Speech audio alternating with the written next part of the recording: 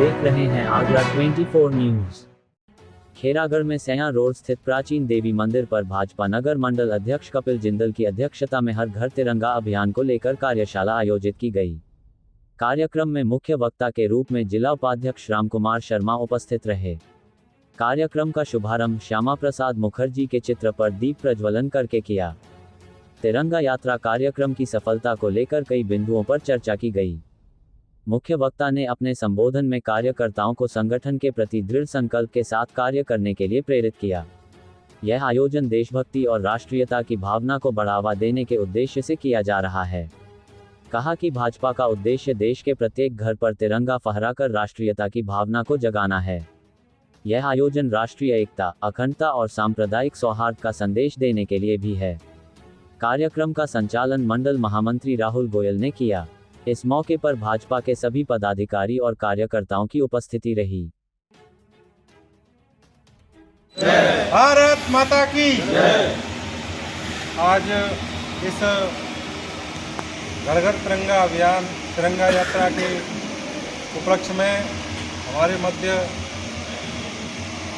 उपस्थित हैं हमारे बड़े भाई आदरणीय श्रीमान रामकुमार शर्मा जी, जो भाजपा जिला के उपाध्यक्ष हैं हमारे। उनका मैं बहुत बहुत स्वागत करता हूं, वंदन करता हूं, अभिनंदन करता हूं। जोरदार ताली बजा के भाई साहब का स्वागत करें।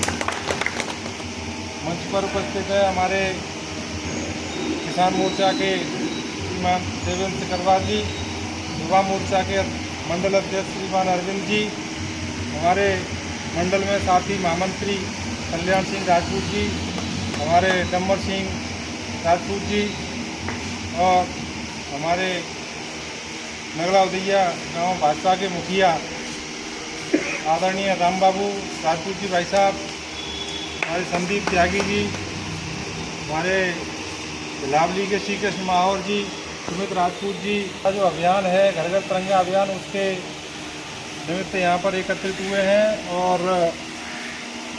आगामी 11 तारीख को शाम 5 बजे डाक बंगला से तिरंगा यात्रा का भी जो है आयोजन है, जिसमें हम सभी लोगों को अधिक से अधिक संख्या में स्वयं उपस्थित रहना है और ज़्यादा से ज़्यादा संख्या में जितने भी हमारे प्रधान हैं, गांव के प्रधान हैं और शहीद परिवारों को कोई बंधु है, उनको जो भी प्रमुख व्यक्ति सबको उस यात्रा में शामिल करना है। इसी निमित्त हम सब आज यहाँ पर एकत्रित हुए हैं। आप सभी का मैं बहुत बहुत स्वागत करता हूँ, वंदन करता हूँ, अभिनंदन करता हूँ। बहुत बहुत धन्यवाद। तिरंगा यात्रा को लेकर हो रही है, उस बैठक में उपस्थित भारतीय जनता पार्टी के मंडल अध्यक्ष कपिल जिंदल जी और इस कार्यक्रम के संयोजक कल्याण सिंह जी और युवा मोर्चा के मंडल अध्यक्ष, किसान मोर्चा के मंडल अध्यक्ष और मेरी समस्त टीम और सामने बैठे हुए मेरे भाई बंधु, आज हम सब लोग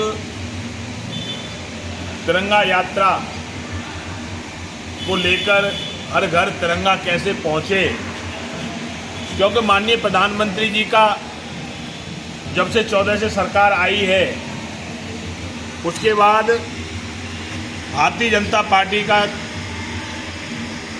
सम्मान देने का काम तिरंगा को कैसे किया जाए, क्योंकि पहले सरकारों ने जो किया उसमें तिरंगा को लोग लगा के शाम को उतार लेते थे, मगर इस सरकार ने अपनी आज़ादी मनाने के लिए पूरे देश में सभी को अधिकार दिया है और तिरंगे के साथ में हर घर तिरंगा कैसे पहुँचे।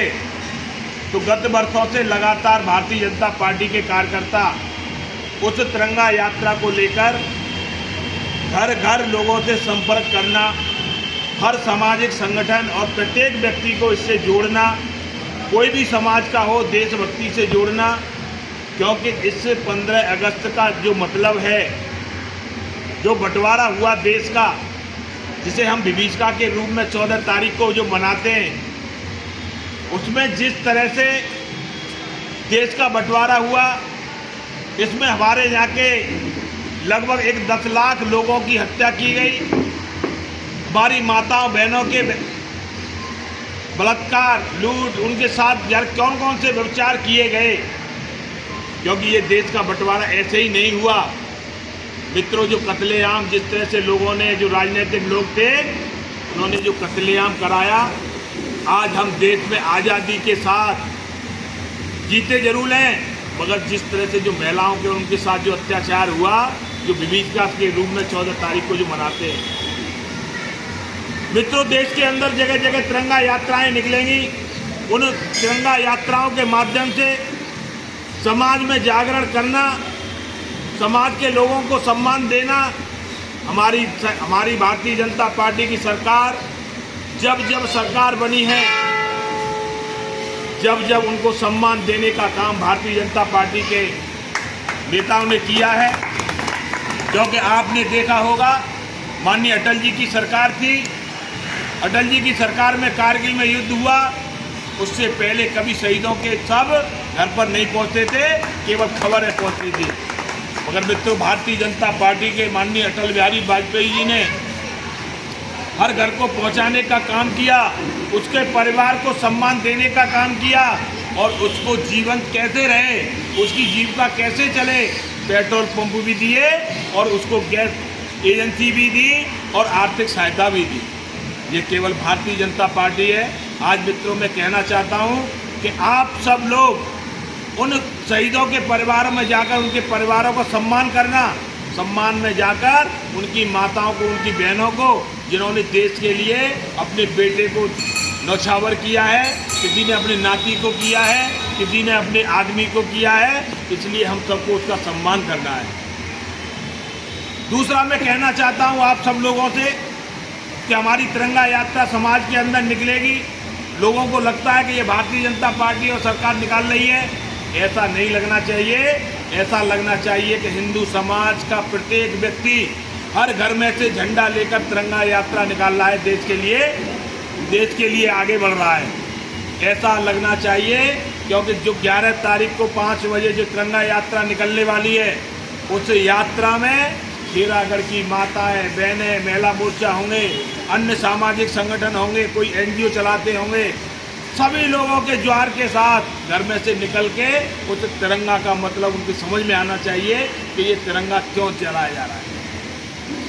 क्योंकि तिरंगा लहराने का काम समाज के बीच में हमारी भारतीय जनता पार्टी कर रही है। देशभक्ति, लोगों को मालूम पड़े कि देशभक्ति क्या है। आज मैं अपने क्षेत्र में था, तो आज एक विद्यालय ने, जो अमेरिका ने हमारे ऊपर जो टैरिफ लगाया है 50% का, उसको लेकर एक विद्यालय ने स्वतः तय कर दिया कि हम स्वदेशी अपनाओ और विदेशी भगाओ। उसके लिए उन्होंने रैली निकाली, आज मैंने शुभारंभ किया है। तो मित्रों, ऐसे दिमाग रहना चाहिए, क्योंकि लोग हमारा उत्पीड़न नहीं कर पाए, हमको समझ नहीं पाए, ये नहीं समझे कि मान कि हम केवल हमारी सरकार चल रही है। सरकार के साथ में हर देश का नौजवान व्यक्ति खड़ा हुआ है, हर देश का व्यक्ति खड़ा हुआ है, क्योंकि 140 करोड़ की आबादी वाला देश, हम किसी के सामने झुकेंगे नहीं। क्योंकि जिस तरह से लोग झुकाना चाहते हैं, लोगों ने जिस तरह से, उन्होंने जो अमेरिका ने कहा है कि हम मार्च के साथ में किसानों के लिए, मार्च के साथ में उनके लिए आहार भेजेंगे, मगर उन्होंने कहा माननीय प्रधानमंत्री जी ने कि किसानों के साथ में कोई समझौता नहीं होगा, चाहे मुझे कितनी भी कीमत चुकानी पड़े।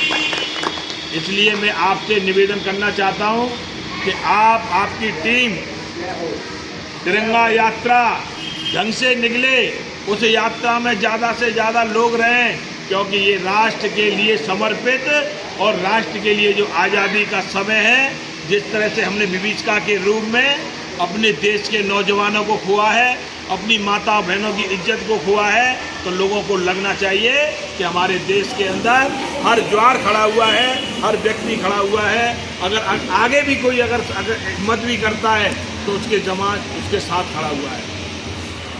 मित्रों, मैं कहना चाहता हूं कि भारतीय जनता पार्टी के माननीय नरेंद्र मोदी जी लगातार उस समाज के लिए शोषित, वंचित, पीड़ित, जिसका सपना था, पंडित दीनदयाल उपाध्याय जी का सपना था कि भारतीय जनता पार्टी की सरकार बने और जो गरीब, शोषित, पीड़ित व्यक्ति है अंतिम पंक्ति में बैठा हुआ, जब तक उसे सरकार की योजनाओं का लाभ नहीं मिलेगा तब तक हम आज़ाद नहीं हो सकते। हमारा देश का नौजवान अगर खड़ा नहीं होगा तब तक कुछ नहीं हो सकता। मित्रों, अटल जी ने बढ़ाने का काम किया और उनके सपने को माननीय नरेंद्र मोदी जी और योगी जी लगातार समाज के बीच में काम करके उनका उत्थान करने का काम कर रहे हैं। और उस मंदिर के बारे कि जम्मू कश्मीर हमारा है, जम्मू कश्मीर के बारे में लोग सोचा करते थे ये तो पाकिस्तान का है, ये यहाँ कुछ नहीं होने वाला है। वहाँ पर दो संविधान चल रहे थे, मगर श्यामा प्रसाद मुखर्जी ने कहा इस देश के अंदर दो विधान नहीं चलेंगे। वहाँ पर केवल मैं जाऊँगा यात्रा लेके, चाहे कुछ भी हो जाए मैं यात्रा लेके जाऊँगा और इसे आज़ाद कराऊँगा। मित्रों, श्यामा प्रसाद मुखर्जी वहाँ पर गए, कितना बड़ा संकल्प लिया और जाने के बाद में 15 दिन बाद उनकी हत्या कर दी गई।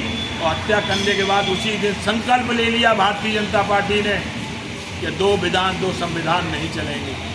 धारा 370 और 15A लोग कहा करते थे कि अगर इनको छेड़ा गया तो खून की नदियां देश के अंदर बह जाएंगी। मगर मित्रों, अमित शाह जी की कार्यशैली, माननीय प्रधानमंत्री जी का नेतृत्व, वहाँ पर न कोई खून की नदियाँ बही, न कोई एक मौत हुई और 370 भी हट गई और 35A भी हट गई। और आज वहाँ पर भी संविधान एक झंडा चल रहा है। मित्रों, हमको स्वाभिमान होना चाहिए, हमको गर्वान होना चाहिए, क्योंकि कभी कभी हम व्यक्तिगत अपने उस पर सोचने लगते हैं कि संगठन क्या कर रहा है। उस संगठन की सोचिए, संगठन राष्ट्र के बारे में सोच रहा है। माननीय प्रधानमंत्री जी की माता जी एक कुटिया में रहा करती थी 10x10 की में। बेटा प्रधानमंत्री भैया कंट्रोल की दुकान चला रहा है, आज भी दुकान कंट्रोल की चला रहे हैं। आप सोचिए क्या कर सकते हैं। मगर उन्होंने परिवार न देखा, न कुछ देखा, केवल एक राष्ट्र के लिए गरीब, शोषित, वंचित, पीड़ित, उनके लिए विकास की गंगा कैसे बहे उस विकास में करने का काम किया है। आपने देखा होगा छोटी छोटी बातें, छोटी छोटी घटनाएं। आपने देखा कि उन गरीबों के लिए लोगों ने कभी सोचा नहीं होगा। बड़े घर में कोई गरीब जाता था तो कहते थे गैस पे रोटी बन रही है, ऐसी गैस हमारे यहाँ भी कभी आएगी, हम भी खाना खाएंगे और ऐसे बनाएंगे। क्योंकि उन गरीबों की जो माता बहनों के उनकी आंखें जो खराब हुई, माननीय प्रधानमंत्री जी को पता है, उन्होंने गरीबी देखी थी। उन्होंने 10 करोड़ लोगों को और उससे अधिक लोगों को गैस सिलेंडर फ्री देने का काम किया है। लोग शौचालय के बारे में कभी सोचा करते थे कि शौचालय हमारे यहाँ बनेगा, पैसे वालों के शौचालय बनेंगे। मित्रों, हर घर में शौचालय बनाने का काम माननीय प्रधानमंत्री जी ने किया है। आप सोचिए उस गरीब के बारे में, उनसे सोचिए कि ये गरीब के लिए कितना कर रहे हैं। ऐसी महामारी आई जिस महामारी के बारे में हम लोग कल्पना भी नहीं कर सकते। हमने अपने जीवन में क्या क्या देखा है। मित्रों, उस महामारी ने लोगों को आमने सामने खड़ा करने में घर वाली पत्नी खड़ा नहीं हो रही हैं, बच्चे साथ नहीं बैठ रहे। ये कोरोना लोगों के परिवारों को तबाह कर गया। मगर उस प्रधानमंत्री जी ने लगातार, माननीय योगी जी ने लगातार संघर्ष करके देश के नौजवानों को, बुजुर्गों को बचाने का काम किया। और कोई भूखा नहीं रहे, गरीब कोई भूखा नहीं रहे, उसके लिए 80 करोड़ लोगों को फ्री अनाज देने का काम किया। ये देश के प्रधानमंत्री जी लगातार समाज के बीच में काम कर रहे हैं। बहुत सी बातें हैं, मैं तो बता भी नहीं पाऊंगा, इतनी लंबी लिस्टें हैं, लगातार लिस्टें। अगर उन्होंने जो गरीबों के लिए काम किया है मित्रों, इसलिए मैं कहना चाहता हूं कि 15 अगस्त के जो भी हमारी तिरंगा यात्राएं निकल रही हैं, आप ये मत सोचिए कि कोई राजनीति कर रहा है, कोई धर्म कर रहा है या कोई भी कर रहा है। हम सबको झंडा लेकर समाज के बीच में और अपने नेतृत्व करते हुए सारे सामाजिक संगठन उस झंडे को लेकर उस तिरंगा की शान में सड़कों पर दिखाई दे, ऐसा अभियान पूरे देश के अंदर ज्वार उठने वाला है। तो हमारा खेलागढ़ नगर पीछे नहीं रह जाए, क्योंकि हम लोग सामाजिक क्षेत्र में काम करते हैं, इसलिए लोग हमसे कहेंगे साहब आपके यहाँ की यात्रा थोड़ा नरम रही, इसलिए ये मौका चूकना मत, ये मौके बार बार नहीं आते हैं। देशभक्ति का ज्वार जिस तरह से चल रहा है, हम नहीं निकलेंगे, लोग निकलेंगे, झंडे लेके निकलेंगे। आप देखना 15 तारीख को जो तिरंगा यात्रा, जो नौजवान कोई नेतृत्व नहीं करता मगर उनकी भी यात्राएं निकलती हैं, मगर हम एक मिशन को लेके चल रहे हैं। उस मिशन के साथ हमें जुड़कर, उस समाज के साथ जुड़कर उस तिरंगा यात्रा को निकालना है और अपनी योजना अच्छे से बनाकर उस तिरंगा यात्रा को हमें भव्य बनाना है। केवल मैं इन्हीं बातों के साथ अपनी वाणी को विराम देता हूँ। भारत माता की जय।